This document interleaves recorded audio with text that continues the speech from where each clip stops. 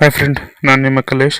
So ಈ ವಿಡಿಯೋದಲ್ಲಿ ಏನು ಹೇಳಲಿಕ್ಕೆ ಬಂದಿದ್ದೇನೆ ಅಂತಂದರೆ, ಸೊ ಸೆಕೆಂಡ್ ಪಿ ಯು ಸಿನಲ್ಲಿ ಅರ್ಥಶಾಸ್ತ್ರದಲ್ಲಿ ಬರುವಂತಹ ಮೈಕ್ರೋ ಎಕನಾಮಿಕ್ಸ್ ಮತ್ತು ಮ್ಯಾಕ್ರೋ ಎಕನಾಮಿಕ್ಸ್ನಲ್ಲಿ ಬರುವಂತಹ ಬಹು ಆಯ್ಕೆ ಪ್ರಶ್ನೆಗಳು, ಸರಿಯಾದ ಉತ್ತರವನ್ನು ಆರಿಸಿ ಬರೆಯಿರಿ. That means multiple choice question.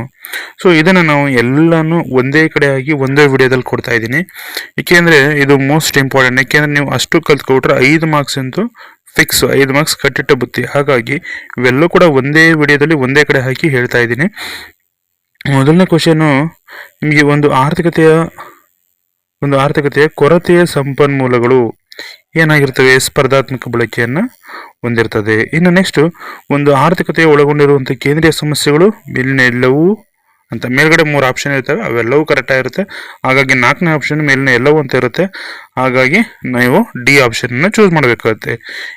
ಏನನ್ನು ಉತ್ಪಾದಿಸಬೇಕು, ಹೇಗೆ ಉತ್ಪಾದಿಸಬೇಕು, ಯಾರಿಗಾಗಿ ಉತ್ಪಾದಿಸಬೇಕು ಅಂತ ಇರ್ತದೆ. ಸೊ ಅವೆಲ್ಲವೂ ಕರೆಕ್ಟ್ ಆಗಿರೋದ್ರಿಂದ ಮೇಲಿನ ಎಲ್ಲವೂ ಅಂತ ನೀವು ಹಾಕಬೇಕಾಗುತ್ತೆ. ಈ ಕೆಳಗಿನ ಯಾವುದು ಸೂಕ್ಷ್ಮ ಅರ್ಥಶಾಸ್ತ್ರದ ಉದಾಹರಣೆಯಾಗಿದೆ? ಅಲ್ಲಿ ಬೇರೆ ಬೇರೆ ಆಪ್ಷನ್ ಇರ್ತವೆ, ಅದರಲ್ಲಿ ನೀವು ಅನುಭೋಗ್ಯ ವರ್ತನೆ ಅನ್ನೋದನ್ನು ಚೂಸ್ ಮಾಡಬೇಕಾಗುತ್ತೆ. ಇನ್ನು ಸಾಂಪ್ರದಾಯಿಕ ಅರ್ಥಶಾಸ್ತ್ರ ವಿಷಯ ವಸ್ತುವನ್ನು ಈ 2 ವಿಶಾಲ ವಿಭಾಗಗಳಲ್ಲಿ ಅಧ್ಯಯನ ಮಾಡಲಾಗಿದೆ. ಸೊ ದಟ್ ಮೀನ್ಸ್ ಸಾಂಪ್ರದಾಯಿಕವಾಗಿ ಅರ್ಥಶಾಸ್ತ್ರವನ್ನು 2 ಪಾಠ ಮಾಡ್ತಾರೆ. ಒಂದು ಸೂಕ್ಷ್ಮ ಅರ್ಥಶಾಸ್ತ್ರ, ಇನ್ನೊಂದು ಸಮಗ್ರ ಅರ್ಥಶಾಸ್ತ್ರ ಅಂತ. ಇನ್ನು ನೆಕ್ಸ್ಟ್, ತುಷ್ಟಿಗುಣ ಅನ್ನೋದು ವ್ಯಕ್ತಿನಿಷ್ಠವಾದದ್ದು, ವ್ಯಕ್ತಿಗೆ ಸಂಬಂಧಿಸಿದ್ದು. ಹಾಗಾಗಿ ಇದನ್ನು ವ್ಯಕ್ತಿನಿಷ್ಠ ತುಷ್ಟಿಗುಣ ಅಂತ ಕರಿತೀವಿ. ಇನ್ನು ಟಿ ಯು ಸ್ಥಿರವಾಗಿದ್ದಾಗ ಎಮ್ ಯು ಏನಾಗಿರುತ್ತೆ? ಶೂನ್ಯವಾಗಿರುತ್ತೆ. ಅದು ಆಪ್ಷನ್ ನೀವು ಹುಡುಕಿ ಬರೀಬೇಕಾಗುತ್ತದೆ. ಕ್ವಶನ್ ಏನಿರುತ್ತೆ? ಟಿ ಯು ಸ್ಥಿರವಾಗಿದ್ದಾಗ ಎಮ್ ಯು ಅಂತ ಇರುತ್ತೆ. ಆಪ್ಷನಲ್ಲಿ ಬೇರೆ ಬೇರೆ ಆಪ್ಷನ್ ಇರ್ತವೆ, 4 ಆಪ್ಷನು. ಅದರಲ್ಲಿ ಫಸ್ಟ್ ಆಪ್ಷನ್ಗೆ ಶೂನ್ಯವಾಗಿರುತ್ತದೆ ಅಂತ ಇರುತ್ತೆ, ಅದನ್ನು ನೀವು ಚೂಸ್ ಮಾಡಬೇಕಾಗುತ್ತೆ. ಇನ್ನು ನೆಕ್ಸ್ಟ್, ಸ್ಥಾನದರ್ಶಕ ತುಷ್ಟಿಗುಣ ವಿಶ್ಲೇಷಣೆಯು ತುಷ್ಟಿಗುಣವನ್ನು ಯಾವುದರಲ್ಲಿ ಎಕ್ಸ್ಪ್ಲೈನ್ ಮಾಡುತ್ತೆ ಅಂತ ಕೇಳಿದ್ದಾರೆ. ತುಷ್ಟಿಗುಣವನ್ನು ಶ್ರೇಣಿಗಳಲ್ಲಿ ವ್ಯಕ್ತಪಡಿಸುತ್ತದೆ ಅನ್ನೋದನ್ನು ನೀವು ಬರೀಬೇಕಾಗ್ತದೆ. ಶ್ರೇಣಿಗಳಲ್ಲಿ ಆಪ್ಷನ್ ಸಿ ಬರೀಬೇಕು. ಇನ್ನು ನೆಕ್ಸ್ಟ್, ಸಾಮಾನ್ಯವಾಗಿ ಒಂದು ಔದಾಸೀನ ವಕ್ರರೇಖೆಯ ಆಕಾರವು ಮೂಲ ಆಕಾರವು ಅಂತ ಕೇಳಿದ್ದಾರೆ. ಅಲ್ಲಿ ನೀವು ಆಪ್ಷನ್ ಬೇರೆ ಬೇರೆ ಇರುತ್ತೆ. ಸೊ ಔದಾಸೀನ ವಕ್ರರೇಖೆಯ ಆಕಾರ ಏನಾಗಿರುತ್ತೆ? ಯಾವಾಗಲೂ ಕೂಡ ಮೂಲಕ್ಕೆ ಪೀನ ಮಧ್ಯವಾಗಿರುತ್ತೆ. ಅನುಭೋಗ್ಯ ಆದಾಯಕ್ಕೆ ಲಭ್ಯವಿರುವ ಸಂಯೋಜನೆಗಳು ಇವುಗಳನ್ನು ಅವಲಂಬಿಸಿದೆ. ಅನುಭೋಗ್ಯ ಆದಾಯಕ್ಕೆ ಲಭ್ಯವಿರುವಂತಹ ಸಂಯೋಜನೆಗಳು ಏನನ್ನು ಅವಲಂಬಿಸಿದೆ? ಆ ಸರಕಿನ ಬೆಲೆ ಮತ್ತು ಅನುಭೋಗ್ಯ ಆದಾಯವನ್ನು ಅವಲಂಬಿಸಿರುತ್ತೆ. ಬಜೆಟ್ ರೇಖೆಯ ಸಮೀಕರಣ ಇದು ಯಾವಾಗಲೂ ನಿಮಗೆ ಬಯಾಟ್ ಆಗಿರಬೇಕು. P1x1 + P2x2 = M ಅನ್ನೋದು ಈಕ್ವೇಶನ್ ನಿಮ್ಗೆ ಯಾವಾಗಲೂ ಬಾಯಲ್ಲಿರಬೇಕು. ಅನುಭೋಗ್ಯ ಆದಾಯದಲ್ಲಿ ಹೆಚ್ಚಳವಾದಂತೆ ಈ ಸರಕುಗಳಿಗೆ ಬೇಡಿಕೆ ಹೆಚ್ಚಾಗುತ್ತದೆ. ಇದು ಸಾಮಾನ್ಯ ಸರಕುಗಳು. ಸೊ ಆದಾಯ ಜಾಸ್ತಿ ಆದರೆ ಬೇಡಿಕೆ ಹೆಚ್ಚಾಗುವಂಥದ್ದು ಯಾವುದರಲ್ಲಿ? ಸಾಮಾನ್ಯ ಸರಕುಗಳಲ್ಲಿ. ಇನ್ನು ಲಂಬಾಂತರ ಬೇಡಿಕೆ ರೇಖೆ ಪ್ರತಿನಿಧಿಸುತ್ತದೆ ಪರಿಪೂರ್ಣ ಅಸ್ಥಿತಿಸ್ಥಾಪಕತ್ವ. ಇದು ಲಂಬಾಂತರ ಬೇಡಿಕೆ ಲಂಬಾಂತರ ಬೇಡಿಕೆ ರೇಖೆಯು ಇದನ್ನು ಪ್ರತಿನಿಧಿಸುತ್ತದೆ. ಪರಿಪೂರ್ಣ ಅಸ್ಥಿತಿಸ್ಥಾಪಕತ್ವ ನೋಡಿ, ಹಿಂಗಿದೆ ಬೇಡಿಕೆ ರೇಖೆ, ಲಂಬಾಂತರವಾಗಿದೆ, ಈ ರೀತಿ ಲಂಬಾಂತರವಾಗಿರುತ್ತೆ. ಸೊ ಅಂದರೆ ಬೆಲೆ ಎಷ್ಟೇ ಚೇಂಜ್ ಆದರೂ ಬೇಡಿಕೆ ಚೇಂಜ್ ಆಗೋದಿಲ್ಲ. ನೋಡಿ, ಇಲ್ಲಿ ಬೆಲೆ P ಇಂದ P1ಗೆ ಚೇಂಜ್ ಆದರೂ ಬೇಡಿಕೆ ಅಷ್ಟೇ ಇದೆ, ನೋ ಚೇಂಜಸ್, ಏನೂ ಚೇಂಜಸ್ ಆಗಲ್ಲ. ಹಾಗಾಗಿ ಇದನ್ನು ನಾವೆಂತ ಕರಿತೀವಿ? ಪರಿಪೂರ್ಣ ಅಸ್ಥಿತಿಸ್ಥಾಪಕತ್ವ ಅಂತ ಕರಿತೀವಿ. ಇನ್ನು ನೆಕ್ಸ್ಟ್, ಬೇಡಿಕೆ ರೇಖೆಯ ಮಧ್ಯ ಬಿಂದುವಿನಲ್ಲಿ ಸ್ಥಿತಿಸ್ಥಾಪಕತ್ವ ಏನಾಗಿರ್ತದೆ? 1ಕ್ಕೆ ಈಕ್ವಲ್ ಆಗಿರುತ್ತೆ. ಈ ರೀತಿ ಮಧ್ಯ ಬಿಂದುವಿನಲ್ಲಿ ಏನಾಗಿರುತ್ತೆ? 1ಕ್ಕೆ ಈಕ್ವಲ್ ಆಗಿರುತ್ತೆ. ಇದನ್ನು ED = 1 ಅಂತ ಕರಿತೀವಿ. ಅಂದರೆ ಎಲಾಸ್ಟಿಸಿಟಿ ಆಫ್ ಡಿಮ್ಯಾಂಡ್ = 1 ಅಂತ ಕರಿತೀವಿ.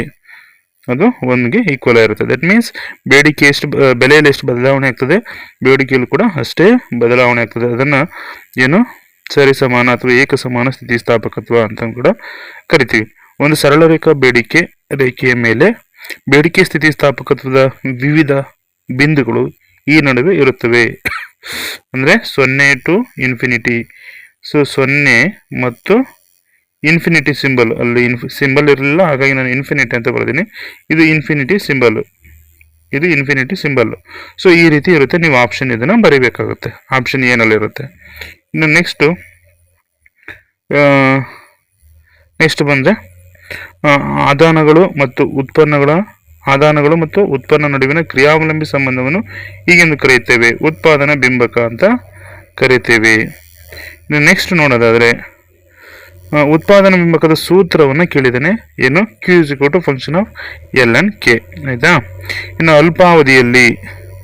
ಅಲ್ಪಾವಧಿಯಲ್ಲಿ ಒಂದು ಉದ್ಯಮ ಘಟಕವು ಏನು ಯಾವುದಾದರೂ ಒಂದು ಆದಾನವನ್ನು ಬದಲಾಯಿಸುತ್ತದೆ. ನೆಕ್ಸ್ಟ್, ಒಂದು ಆದಾನದ ಪ್ರತಿ ಘಟಕದ ಬದಲಾವಣೆಗೆ ಉತ್ಪನ್ನದಲ್ಲಾಗುವ ಬದಲಾವಣೆಯನ್ನು ಹೀಗೆನ್ನುತ್ತೇವೆ ಸೀಮಾಂತ ಉತ್ಪನ್ನ. ಇನ್ನು ದೀರ್ಘಾವಧಿಯ ಉತ್ಪಾದನಾ ವಿಶ್ಲೇಷಣೆಯನ್ನು ಇದರಿಂದ ವಿವರಿಸಲಾಗುತ್ತದೆ.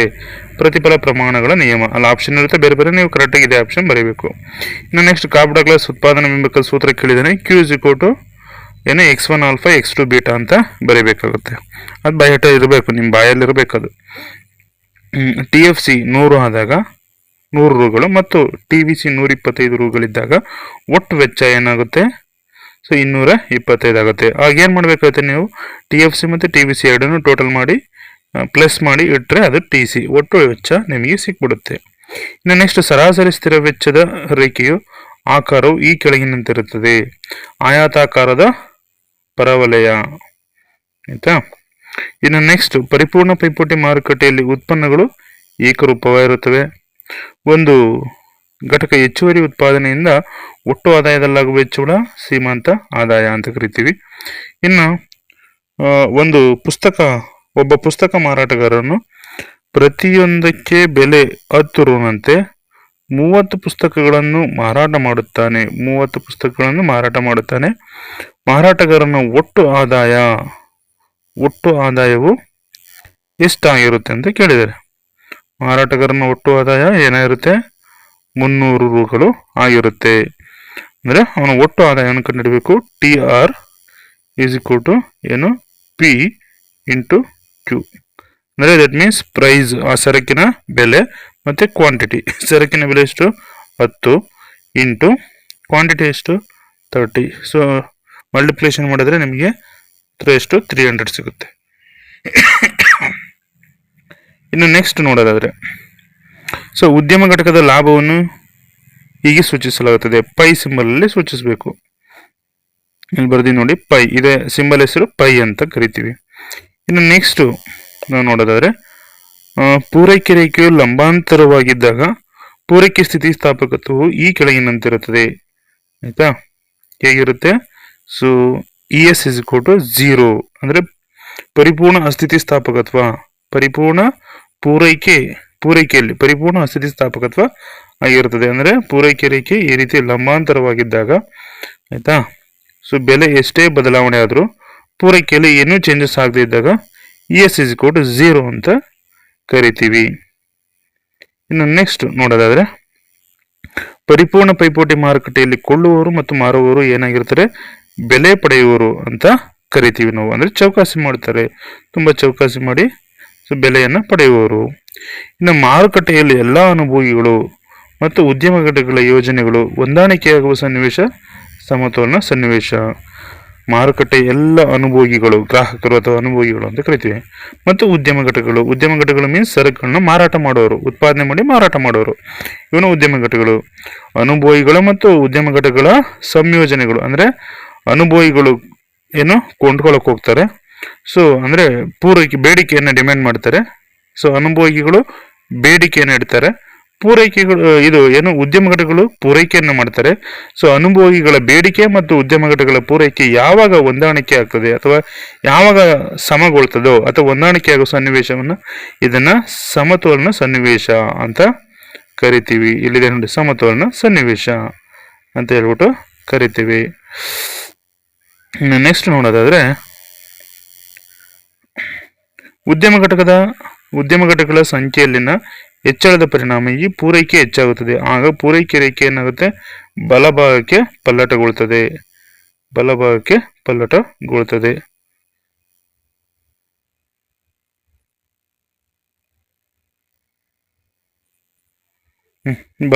ಪಲ್ಲಟಗೊಳ್ತದೆ ನಾವು ನೋಡ್ಬೋದು. ಇನ್ನು ನೆಕ್ಸ್ಟ್,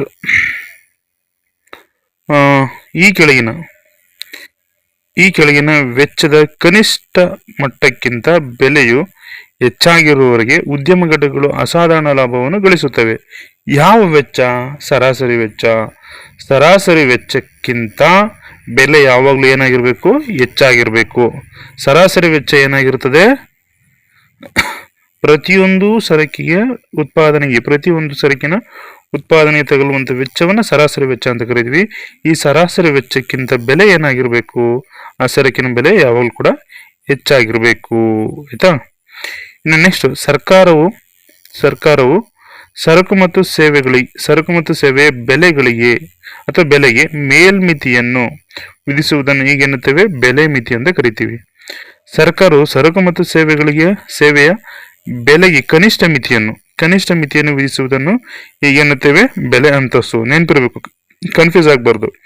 ಮೇಲ್ಮಿತಿ ದಟ್ ಮೀನ್ಸ್ ಅದಕ್ಕೆ ಇನ್ನೊಂದು ಹೆಸರು ಗರಿಷ್ಠ ಮಿತಿ ಅಂತ ಕರಿತೀವಿ. ಸರಕು ಮತ್ತು ಸೇವೆಗಳ ಬೆಲೆಯ ಮೇಲ್ಮಿತಿ ಅಥವಾ ಗರಿಷ್ಠ ಮಿತಿಯನ್ನ ಬೆಲೆ ಮಿತಿ ಅಂತ ಕರಿತೀವಿ. ಸರಕು ಮತ್ತು ಸೇವೆಯ ಬೆಲೆಗಳ ಅಥವಾ ಬೆಲೆಗೆ ಕನಿಷ್ಠ ಮಿತಿಯನ್ನ ಅಥವಾ ಕೆಳಮಿತಿಯನ್ನ ನಾವು ಬೆಲೆ ಅಂತಸ್ತು ಅಂತ ಕರಿತೀವಿ. ಆರ್ಥಿಕ ನಿರ್ಣಯಗಳನ್ನು ತೆಗೆದುಕೊಳ್ಳುವ ವ್ಯಕ್ತಿಗಳು ಅಥವಾ ಸಂಸ್ಥೆಗಳೆಂದರೆ ಯಾರು ಅಂತ ಕೇಳಿದೆ, ಅಥವಾ ಸಂಸ್ಥೆಗಳೆಂದರೆ ಅಂತ ಹೇಳ್ಬಿಟ್ಟು ಆಪ್ಷನ್ ಕೊಡ್ತಾರೆ. ಅವ್ರನ್ನ ಏನಂತ ಕರಿತೀವಿ, ಆರ್ಥಿಕ ಏಜೆಂಟರುಗಳು ಅಂತ ಕರಿತೀವಿ. ಕೆಲಸ ಮಾಡಲು ಸಾಧ್ಯವಿರುವಂತಹ ಎಲ್ಲಾ ಕಾರ್ಮಿಕರು ಪೂರ್ಣ ಉದ್ಯೋಗವನ್ನು ಕಂಡುಕೊಳ್ಳುತ್ತಿದ್ದರು ಮತ್ತು ಎಲ್ಲಾ ಕಾರ್ಖಾನೆಗಳು ತಮ್ಮ ಪೂರ್ಣ ಸಾಮರ್ಥ್ಯದ ಕಾರ್ಯನಿರ್ವಹಿಸುತ್ತವೆ ಎಂದು ಹೇಳುವವರು ಯಾರು, ಸಾಂಪ್ರದಾಯಿಕ ಚಿಂತಕರು ಹಂಗಂತ ಹೇಳ್ತಾರೆ. ಆರ್ಥಿಕತೆಯಲ್ಲಿ ಪೂರ್ಣೋದ್ಯೋಗ ಇರುತ್ತೆ, ಉತ್ಪಾದನಾಂಗಗಳು ಎಲ್ಲವೂ ಕೂಡ ಸಂಪೂರ್ಣವಾಗಿ ಬಳಸಲ್ಪಡ್ತವೆ, ಎಲ್ಲಾ ಕಾರ್ಖಾನೆಗಳು ತನ್ನ ಸಾಮರ್ಥ್ಯಕ್ಕೆ ಸಂಪೂರ್ಣವಾಗಿ ಕಾರ್ಯನಿರ್ವಹಿಸುತ್ತವೆ ಅಂತ ಹೇಳ್ಬಿಟ್ಟು ಹೇಳ್ತಕ್ಕಂಥದ್ದು ಯಾರು, ಸಾಂಪ್ರದಾಯಿಕ ಪಂಥದ ಚಿಂತಕರು. ಇನ್ನು 1936ರಲ್ಲಿ ಬ್ರಿಟಿಷ್ ಅರ್ಥಶಾಸ್ತ್ರಜ್ಞ ಜಾನ್ ಮೆನಾರ್ಡ್ ಕೇನ್ಸ್ ರವರು ಪ್ರಕಟಿಸಿದಂಥ ಪ್ರಸಿದ್ಧ ಕೃತಿ ಯಾವುದು, ಉದ್ಯೋಗ, ಬಡ್ಡಿ ಮತ್ತು ಹಣದ ಸಾಮಾನ್ಯ ಸಿದ್ಧಾಂತ. ಇನ್ನು ಮಹಾ ಆರ್ಥಿಕ ಕುಸಿತ ಸಂಭವಿಸಿದ ವರ್ಷ ಯಾವುದು, 1929. ಆಯ್ತಾ.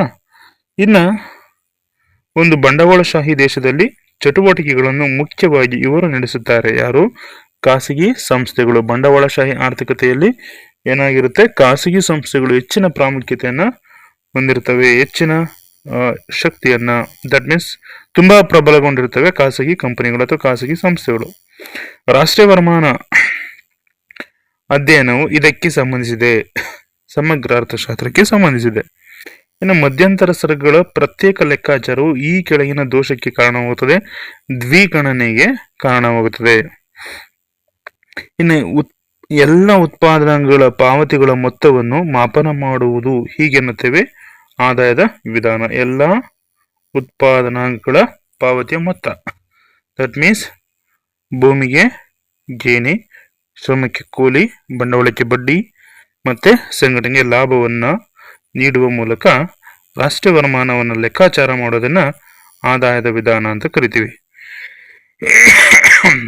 ಇನ್ನು ನೆಕ್ಸ್ಟ್, ಭಾರತದಲ್ಲಿ ಜಿಡಿಪಿಯನ್ನ ವರದಿ ಮಾಡುವ ಸಂಸ್ಥೆ ಯಾವುದು ಅಂತ ಕೇಳಿದರೆ CSO, ಸೆಂಟ್ರಲ್ ಸ್ಟ್ಯಾಟಿಸ್ಟಿಕಲ್ ಆರ್ಗನೈಸೇಷನ್ ಅಂತ ಕರಿತೀವಿ. ಆಯ್ತಾ. ಇನ್ನು ಇಲ್ಲೊಂದು ಕ್ವಶನ್ ಕೇಳಿದರೆ ಏನು, NNP is equal to GNP minus ಅಂತ ಕೊಟ್ಬಿಟ್ಟು ಅದಕ್ಕೆ ಕೆಳಗಡೆ ಆಪ್ಷನ್ ಕೊಟ್ಟಿದ್ದಾರೆ. ಅಲ್ಲಿ ಏನ್ ಬರಬೇಕು, GNP ಮೈನಸ್ ಮುಂದಕ್ಕೆ ಸವಕಳಿ ವೆಚ್ಚ ಅಥವಾ ಸವಕಳಿ ಬರಬೇಕು, ಆವಾಗ NNP ನಮಗೆ ಸಿಗ್ತದೆ. GNP ನಲ್ಲಿ ಡಿಪ್ರಿಸಿಯೇಷನ್, ದಟ್ ಮೀನ್ಸ್ ಸವಕಳಿಯನ್ನು ಕಳೆದ್ರೆ NNP ಸಿಗುತ್ತೆ. ಉತ್ಪಾದನಾಂಗ ವೆಚ್ಚದಲ್ಲಿ ನಿವ್ವಳ ರಾಷ್ಟ್ರೀಯ ಉತ್ಪನ್ನವನ್ನು ಹೀಗೆ ಎನ್ನುತ್ತೇವೆ, ರಾಷ್ಟ್ರೀಯ ಆದಾಯ. ಆಯ್ತಾ. ಅಂದ್ರೆ NNP ಅನ್ನ ಉತ್ಪಾದನಾಂಗ ವೆಚ್ಚದಲ್ಲಿ ನಿವ್ವಳ ರಾಷ್ಟ್ರೀಯ ಉತ್ಪನ್ನವನ್ನ ಹೀಗೆನ್ನುತ್ತೇವೆ. ಆಯ್ತಾ. Net national production at factory cost, ಇದನ್ನ ರಾಷ್ಟ್ರೀಯ ಆದಾಯ ಅಂತ ಹೇಳ್ಬಿಟ್ಟು ಕರಿತೀವಿ. ರಾಷ್ಟ್ರೀಯ ವರಮಾನದಲ್ಲಿ ವಿತರಣೆಯಾಗದ ಲಾಭವನ್ನು ಕಳೆದರೆ ಲಭಿಸುವುದೇನು, ವೈಯಕ್ತಿಕ ಆದಾಯ. ಮಾರುಕಟ್ಟೆ ಬೆಲೆಗಳಲ್ಲಿ GVA, ಕ್ರಾಸ್ ವ್ಯಾಲ್ಯೂ ಆಡೆಡ್, ಇದಕ್ಕೆ ಸಮನಾಗಿರುತ್ತದೆ. ಅಂದ್ರೆ ಮಾರುಕಟ್ಟೆ ಬೆಲೆಗಳಲ್ಲಿ GDPಗೆ ಸಮನಾಗಿರುತ್ತದೆ, ಮಾರುಕಟ್ಟೆ ಬೆಲೆಗಳಲ್ಲಿ GDPಗೆ ಸಮನಾಗಿರುತ್ತದೆ.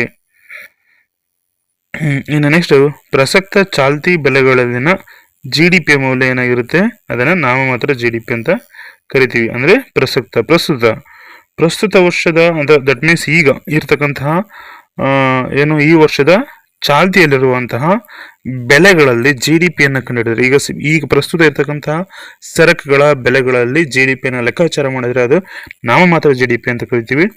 ಆಧಾರ ವರ್ಷವನ್ನು ಬಳಸಿಕೊಂಡು ಲೆಕ್ಕಾಚಾರ ಮಾಡಿದ್ರೆ ಅದನ್ನ ಆಧಾರ ವರ್ಷದ ಬೆಲೆಗಳನ್ನ ತಗೊಂಡು ಲೆಕ್ಕಾಚಾರ ಮಾಡಿದ್ರೆ ಅದನ್ನ ನೈಜ GDP ಅಂತ ಕರಿತೀವಿ. ಇಲ್ಲಿ ಇನ್ನೊಂದಿದೆ ನೋಡಿ ಕೆಳಗಡೆ ಕ್ವಶನ್. ನೈಜ GDPಯನ್ನು ಲೆಕ್ಕಾಚಾರ ಮಾಡಲು ಬಳಸುವ ವರ್ಷ ಆಧಾರ ವರ್ಷ ಅಂದ್ರೆ ಏನಂತ ಕರಿತೀವಿ, ಯಾವುದೇ ರೀತಿ ಆರ್ಥಿಕ ಏರುಪೇರುಗಳು ತುಂಬಾ ದೊಡ್ಡ ಮಟ್ಟದಲ್ಲಿ ಆಗಿರಬಾರ್ದು ಅಂತಹ ವರ್ಷವನ್ನು ಆಧಾರ ವರ್ಷ ಅಂತ ಕರಿತೀವಿ. ಹಣದ ಪ್ರಮುಖ ಕಾರ್ಯ ಏನಾಗಿರುತ್ತೆ, ವಿನಿಮಯ ಮಾಧ್ಯಮ ಆಗಿರುತ್ತೆ. RBI ಸ್ಥಾಪನೆಗೊಂಡ ವರ್ಷ 1935. RBI ನೇರವಾಗಿ ಇವರೊಂದಿಗೆ ವ್ಯವಹರಿಸುವುದಿಲ್ಲ, ಜನಸಾಮಾನ್ಯರೊಂದಿಗೆ ವ್ಯವಹರಿಸುವುದಿಲ್ಲ. ಮತ್ತೆ ಇನ್ಯಾರೊಂದಿಗೆ ವ್ಯವಹರಿಸುತ್ತೆ, ವಾಣಿಜ್ಯ ಬ್ಯಾಂಕ್ಗಳೊಂದಿಗೆ RBI ಏನಾಗುತ್ತೆ, ಬ್ಯಾಂಕ್ಗಳ ಜೊತೆ ಅಥವಾ ವಾಣಿಜ್ಯ ಬ್ಯಾಂಕ್ಗಳ ಜೊತೆ ವ್ಯವಹಾರವನ್ನ ಮಾಡುತ್ತೆ. ಆರ್ಥಿಕತೆಯಲ್ಲಿ ಈ ಬ್ಯಾಂಕ್ಗಳು ಹಣ ನಿರ್ಮಾಣ ಪದ್ಧತಿಯ ಭಾಗವಾಗಿವೆ. ವಾಣಿಜ್ಯ ಬ್ಯಾಂಕ್ಗಳು ಭದ್ರತೆಗಳಿಗೆ ಪ್ರತಿಯಾಗಿ RBI ವಾಣಿಜ್ಯ ಬ್ಯಾಂಕ್ಗಳಿಗೆ ನೀಡುವಂತಹ ಸಾಲದ ಮೇಲಿನ ದರವನ್ನು ಹೀಗೆ ಅನ್ನುತ್ತೇವೆ, ರೆಪೋ ದರ ಅಂತ ಹೇಳ್ಬಿಟ್ಟು ಕರಿತೀವಿ. ಭದ್ರತೆಗಳಿಗೆ ಪ್ರತಿಯಾಗಿ RBI ವಾಣಿಜ್ಯ ಬ್ಯಾಂಕ್ಗಳಿಗೆ ನೀಡುವ ಸಾಲದ ಮೇಲಿನ ಬಡ್ಡಿ ದರವನ್ನ ರೆಪೋ ದರ ಅಂತ ಹೇಳ್ಬಿಟ್ಟು ಕರಿತೀವಿ. ಇನ್ನು ನೆಕ್ಸ್ಟ್, ಹಣದ ಪೂರೈಕೆಯನ್ನು ಪ್ರಭಾವಿಸುವ RBIನ ಪ್ರಮುಖ ಸಾಧನ ಮುಕ್ತ ಮಾರುಕಟ್ಟೆಯ ಕಾರ್ಯಾಚರಣೆ.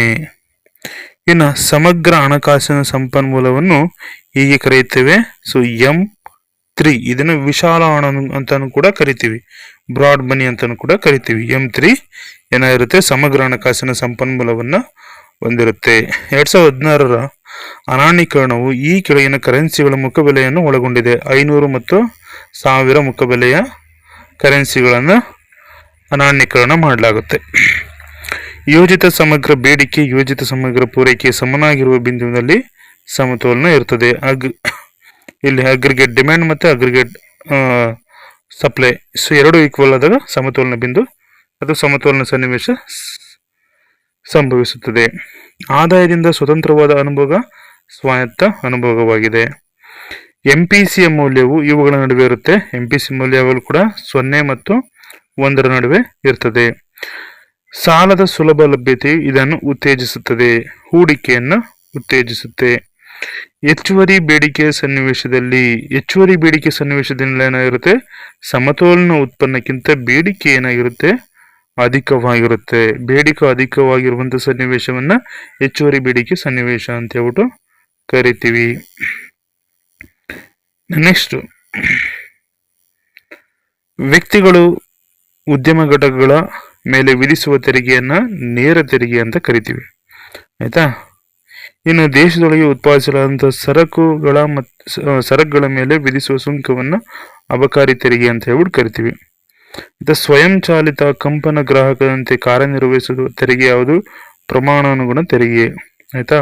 ಸೊ ಅದ್ರ ಅಂದ್ರೆ ಆದಾಯ ಎಷ್ಟಿರುತ್ತೆ ಅದರ ಪ್ರಮಾಣಕ್ಕೆ ಅನುಗುಣವಾಗಿ ತೆರಿಗೆ ಆಗ್ತಕ್ಕಂಥದ್ದು ಪ್ರಮಾಣಾನುಗುಣ ತೆರಿಗೆ. ಈ ಕೆಳಗಿನಲ್ಲಿ ಯಾವುದು ಕಾಗದ ತೆರಿಗೆ ಅಂತ ಕರಿತೀವಿ, ಉದಾಹರಣೆಗೆ ಸಂಪತ್ತಿನ ತೆರಿಗೆ. ಇದು ಏನಾಗಿರುತ್ತೆ, ಬರೀ ಕಾಗದದ ಮೇಲೆ ಮಾತ್ರ ಇದೆ, ನಾಟ್ ಇಂಪ್ಲಿಮೆಂಟೆಡ್ ಅಂದ್ರೆ ಇಂಪ್ಲಿಮೆಂಟ್ ಆಗಿಲ್ಲ, ಬರೀ ಕಾಗದ ಮೇಲೆ ಮಾತ್ರ ಇದೆ, ಹಾಗಾಗಿ ಇದು ಕಾಗದ ತೆರಿಗೆ ಅಂತ ಹೇಳ್ಬಿಟ್ಟು ಕರಿತೀವಿ. ಸೊ ಪೂರ್ಣ ಉದ್ಯೋಗ ಮಟ್ಟದ ಪರಿಸ್ಥಿತಿಯಲ್ಲಿ ಬೇಡಿಕೆ ಲಭ್ಯವಿರುವ ಉತ್ಪನ್ನಕ್ಕಿಂತ ಅಧಿಕವಾದಾಗ ಉಂಟಾಗುವ ಸನ್ನಿವೇಶ ಅತಿಪ್ರಸರಣ ಸನ್ನಿವೇಶ ಉಂಟಾಗುತ್ತೆ. ಯೋಜನೇತರ ಕಂದಾಯ ವೆಚ್ಚದ ಏಕೈಕ ಬಹುದೊಡ್ಡ ಭಾಗ ಬಡ್ಡಿ ಪಾವತಿ. ಇನ್ನು ಮುಂಗಡ ಪತ್ರದ ಕೊರತೆಗಳನ್ನು ತುಂಬಲು ಸರ್ಕಾರ ಬಹುತೇಕವಾಗಿ ಇದರ ಮೇಲೆ ಅವಲಂಬಿಸಿದೆ, ಸಾಲದ ಮೇಲೆ ಅವಲಂಬಿಸಿರುತ್ತೆ. ಈಗ ಫಾರ್ ಎಕ್ಸಾಂಪಲ್ ಬಜೆಟ್ ಅನೌನ್ಸ್ ಮಾಡಿದಾಗ ಏನಾದ್ರು ಡೆಫಿಸಿಟ್ ಕ್ರಿಯೇಟ್ ಆದ್ರೆ ಆ ಡೆಫಿಸಿಟ್ ಅನ್ನು ಫುಲ್ಫಿಲ್ ಮಾಡ್ಲಿಕ್ಕೆ ಸರ್ಕಾರ ಏನ್ ಮಾಡುತ್ತೆ, ಸಾಲ ತರುತ್ತೆ, ಆಯ್ತಾ. ಇನ್ನು ನೆಕ್ಸ್ಟ್ ನೋಡಿದ್ರೆ ಅನುಭೋಗಿಗಳು ಮತ್ತು ಉತ್ಪಾದಕರು ದೇಶೀಯ ಮತ್ತು ವಿದೇಶಿಯ ಸರಕುಗಳ ನಡುವೆ ಆಯ್ಕೆ ಮಾಡಿಕೊಳ್ಳಬಹುದು. ಈ ಮಾರುಕಟ್ಟೆ ಕೊಂಡಿಯನ್ನು ಹೀಗೆನ್ನುತ್ತೇವೆ, ಉತ್ಪನ್ನ ಮಾರುಕಟ್ಟೆ ಕೊಂಡಿ. ಇನ್ನು ಒಂದು ದೇಶದ ಕರೆನ್ಸಿಯ ಬೆಲೆಯನ್ನು ವಿದೇಶಿ ಕರೆನ್ಸಿಯ ರೂಪದಲ್ಲಿ ಹೀಗೆಂದು ಕರೆಯಲಾಗುತ್ತದೆ, ವಿದೇಶಿ ವಿನಿಮಯ ದರ. ಅದಕ್ಕುತ್ತರ ವಿದೇಶಿ ವಿನಿಮಯ ದರ. ಜಗತ್ತಿನ ಇತರ ದೇಶಗಳು ಮತ್ತು ದೇಶೀಯ ವಾಸಿಗಳ ನಡುವೆ ಈ ವ್ಯವಹಾರಗಳನ್ನು ಸಂದಾಯ ಬಾಕಿ ದಾಖಲಿಸುತ್ತದೆ. ಮೇಲಿನ ಎಲ್ಲವೂ ಹೌದು, ಅಂದ್ರೆ ಅಲ್ಲಿ ಆಪ್ಷನ್ ಇರುತ್ತದೆ ಬೇರೆ ಬೇರೆ, ಅವೆಲ್ಲವೂ ಕೂಡ ಕರೆಕ್ಟ್ ಆಗಿರುತ್ತೆ, ಹಾಗಾಗಿ ಮೇಲಿನ ಎಲ್ಲವೂ ಆಪ್ಷನ್ ಅನ್ನ ಚೂಸ್ ಮಾಡಬೇಕಾಗುತ್ತೆ. ರಾಷ್ಟ್ರೀಯ ಕರೆನ್ಸಿಗಳು ಮಾರಾಟವಾಗುವ ಮಾರುಕಟ್ಟೆಯನ್ನು ಹೀಗೆ ಎನ್ನುತ್ತೇವೆ ಅಥವಾ ಮಾರುಕಟ್ಟೆಯನ್ನು ಹೀಗೆ ಕರೆಯುತ್ತಾರೆ. ವಿದೇಶಿ ವಿನಿಮಯ ಮಾರುಕಟ್ಟೆ. ಮಾರುಕಟ್ಟೆ ಶಕ್ತಿಗಳಾದ ಬೇಡಿಕೆ ಮತ್ತು ಪೂರೈಕೆಗಳಿಂದ ನಿರ್ಧಾರವಾಗುವಂತಹ ವಿನಿಮಯ ದರವನ್ನು ಹೀಗೆಂದು ಕರೆಯುತ್ತೇವೆ ಬದಲಾಗುವ ವಿನಿಮಯ ದರ. ಆಯ್ತಾ, ಇದಿಷ್ಟು ಏನು ನಿಮಗೆ ಸರಿಯಾದ ಉತ್ತರವನ್ನು ಆರಿಸಿ ಬರೆಯಿರಿ. ಸುಮಾರು 73 ಕ್ವಶನ್ ಬರ್ತವೆ. ಸುಮಾರು ಎಲ್ಲ ಚಾಪ್ಟರ್ದು ಸೇರಿಸಿದ್ದೀನಿ. ಸೊ ಸ್ಟಾರ್ಟಿಂಗಿಂದ ಹಿಡಿದು ಫಸ್ಟ್ ಚಾಪ್ಟರಿಂದ ಮೈಕ್ರೋ ಎಕನಾಮಿಕ್ಸ್ ಫಸ್ಟ್ ಚಾಪ್ಟರಿಂದ ಹಿಡಿದು ಸೊ ಮ್ಯಾಕ್ರೋ ಎಕನಾಮಿಕ್ಸ್ ಲಾಸ್ಟ್ ಚಾಪ್ಟರ್ವರೆಗೂ, ಅಂದರೆ ಓಪನ್ ಎಕಾನಮಿ ಅಂತ ಏನು ಕರಿತೀವಿ, ಮುಕ್ತ ಮಾರುಕಟ್ಟೆ, ಅಲ್ಲಿಯವರೆಗೂ ಕೂಡ ನಾನು ಏನು ಸರಿಯಾದ ಉತ್ತರ ಮಲ್ಟಿಪಲ್ ಚಾಯ್ಸ್ ಕ್ವಶನ್ ಅನ್ನ ಪಿಕ್ ಮಾಡಿ ನಾನಿಲ್ಲಿ ಒಂದೇ ವಿಡಿಯೋದಲ್ಲಿ ಒಂದೇ PDF ಅಲ್ಲಿ ನೀವು ಒಂದೇ ಇಟ್ಟಿದ್ದೀನಿ. ಸೊ ನೀವು ಬೇಕಾದ್ರೆ ಪಾಸ್ ಮಾಡಿಕೊಂಡು ನಿಧಾನವಾಗಿ ಬರ್ಕೋಬಹುದು. ಅದಕ್ಕಾಗಿ ನಾನು ಏನು ಮಾಡಿದ್ದೀನಿ, ನಿಧಾನವಾಗಿ ಎಕ್ಸ್ಪ್ಲನೇಷನ್ ಕೊಟ್ಟಿದ್ದೀನಿ. So okay, thank you so much.